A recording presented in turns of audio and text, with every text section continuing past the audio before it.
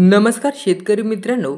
राज्यातील तापमानात गेल्या 2 ते 3 दिवसांपासून चढ उतार पाहायला मिळत आहे. राज्यातील बहुतांश भागात थंडी जाणवू लागलेली आहे.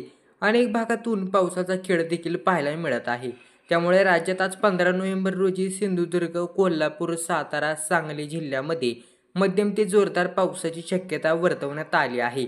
IMDने दिलेल्या माहितीनुसार आज 15 नोव्हेंबर रोजी रत्नागिरी, सिंधुदुर्ग, कोल्हापूर जिल्हा आणि घाट परिसर, सातारा जिल्हा आणि घाट परिसर, सांगली जिल्ह्यात विजांच्या कडकडाटासह हलका ते मध्यम पाऊस पडण्याची शक्यता वर्तवण्यात येत आहे.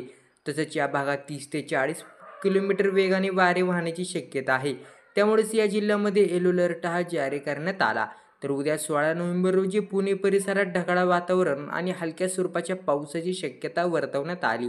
राज्यात 17 नोव्हेंबरपर्यंत राज्यात अत्यंत ढगाळ वातावरण राहणार असून तापमान 33 ते 34 अंश सेल्सिअस आसपास दरम्यान राहणार आहे, असे हवामान विभागाने कळवले आहे. नोव्हेंबर महिन्यात महाराष्ट्रातील हवामान संमिश्र स्वरूपात राहण्याची शक्यता आहे.